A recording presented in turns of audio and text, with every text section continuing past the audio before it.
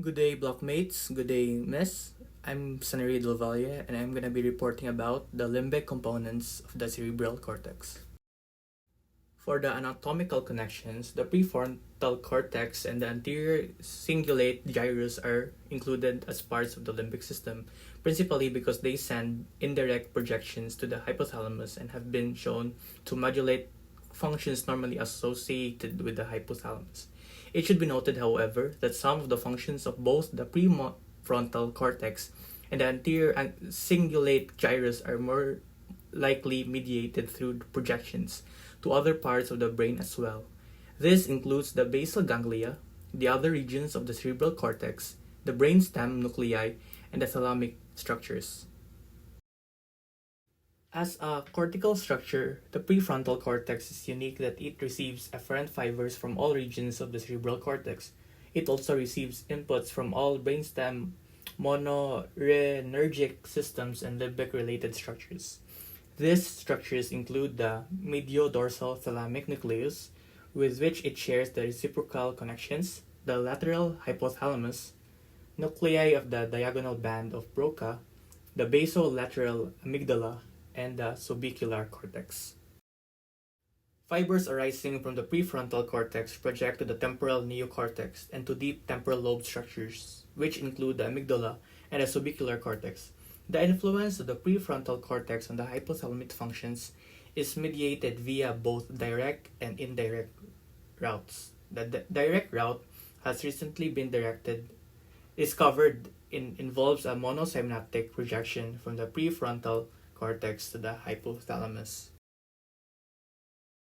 The indirect route involves an initial projection to the mediodorsal nucleus and through a series of interneurons directed rostrally from the mediodorsal nucleus and midline thalamus. Impulses from the prefrontal cortex can also reach the anterior lateral hypothalamus. The anterior cingulate gyrus receives inputs from the following areas. First, the anterior thalamic nucleus. Second is the dopaminergic fibers that arise in the ventral tegmental area. And lastly, the diagonal band of Broca. Efferent fibers of the anterior cingulate gyrus project to the mediadorsal thalamic nucleus and to the subicular cortex. In this manner, anterior cingulate gyrus can also modulate visceral processes by using the same circuitry to the hypothalamus as is used by the prefrontal cortex. For example, from the mediodorsal thalamic nucleus to the midline thalamic nuclei, then to the anterior lateral hypothalamus. Other parts of the cingulate gyrus project from the cingulum bundle to the hippocampal formation, forming a component of Papez circuit and may function to modulate memory functions. Next, we'll proceed to the functions of the cerebral cortex, starting with the prefrontal cortex. The prefrontal cortex experiences significant evolutionary changes. It is rudimentary in rodents, is more clearly identifiable in cats, and becomes considerably large in primates, reaching its largest relative size in humans, which suggests that an increasingly important role for this region. The prefrontal cortex is associated with both emotional and intellectual processes concerning emotional behavior, stimulating of either the orbital frontal region of the medial aspect of the prefrontal cortex, powerfully surpasses predatory attack and defensive rage responses elicited from the hypothalamus, as well as spontaneously elicited aggressive behavior. The inhibitory effects of the prefrontal cortex on the attack response are dependent on the intact pathway from the prefrontal cortex to the mediodorsal nucleus. When this pathway is severed, or when a lesion is placed in the mediodorsal nucleus, an inhibitory effect of the prefrontal cortex stimulation are blocked. The importance of the human prefrontal cortex in the control of human aggression has also been recognized for many years. The first reported case of prefrontal damage was reported in the middle of the 19th century as a result of an industrial incident in Vermont of a railroad worker named Phineas Gage. Gage was wounded by a spike that pierced through his skull, severing the prefrontal region of his brain. Amazingly, he was able to recover from the incident without significant motor damage. However, soon afterwards, he began to experience significant emotional and personality changes, characterized principally by irritable, irrational, and hostile behavior, of which were absent prior to the accident. Therefore, these observations would suggest that the prefrontal cortex normally inhibits aggression and rage behavior. Therefore, it was surprising that a technique called prefrontal lobotomy was developed in 1936 by Igaz Moniz for controlling human violence and manifestation of psychotic behavior that involve in the undercutting of the afferent and efferent connections of the prefrontal cortex. For developing this procedure, Moniz received a Nobel Prize. The procedure had met with some minor success, and some mild personality changes were reported on varying occasions. However, consistent effects in reducing aggressive tendencies were never reported over extended period of time. The use of prefrontal lobotomies has been replaced by other non-invasive therapeutic measures such as the antipsychotic drugs. Accordingly, such surgical procedures are rarely performed at the present time.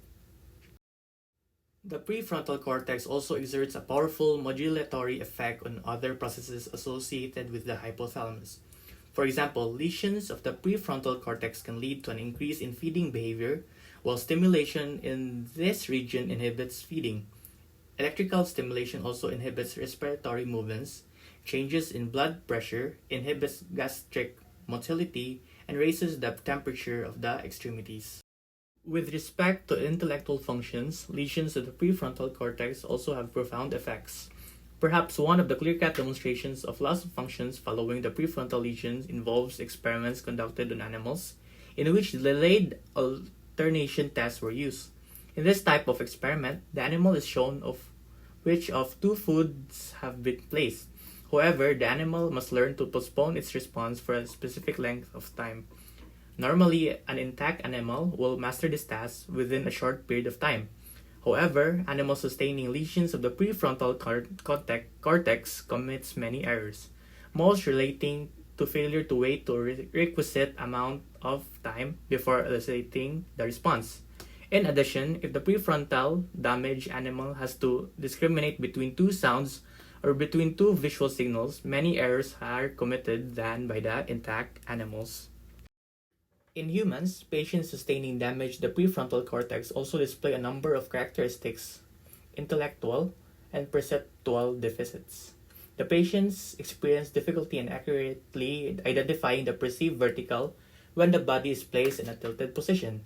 If these patients are given a chord sorting task in which they are asked to sort numbers on the basis of color, shape, or number of figures on the card, they can easily master this task until they are requested to shift the criterion for categorization, for example, the change from shape to numbers. Under these circumstances, these patients tend to persevere with their original strategies and appear to lose sight of the original purpose of their goals and objectives. These behavioral dysfunctions can be characterized by an derangement in behavioral programming, which likely involves a disruption of the connections between the frontal lobe, the parietal, and temporal cortices. Now we'll proceed to the functions of the cerebral cortex featuring the anterior cingulate gyrus. Experimental evidence suggests that the anterior cingulate gyrus also plays an important role in the regulation of visceral processes, which are in part associated with the hypothalamus. For example, electrical stimulations of this region of cortex suppresses predatory attack behavior elicited from the temporal hypothalamus in the cat, whereas lesions facilitate the occurrence of this response in several species. A case history studies that reveal that in human, tumors of this region have been associated with aggressive responses, whereas electrical stimulations produce respiratory arrest, a fall in blood pressure, and cardiac slowing. Thus, it would appear that in the anterior cingulate gyrus functions similarly to the prefrontal cortex in that it exerts a general suppressive effect on a variety of visceral processes associated with the hypothalamic function, in addition to its reported effects on aggressive behavior. However, as noted earlier, it is quite possible for the modulating effects of the prefrontal cortex and the cingulate gyrus with respect to these functions are also mediated. through different circuits on other groups of neurons in the forebrain and brainstem. So that concludes my report on the limbic components of the cerebral cortex. Now we'll proceed to the report about the septal area.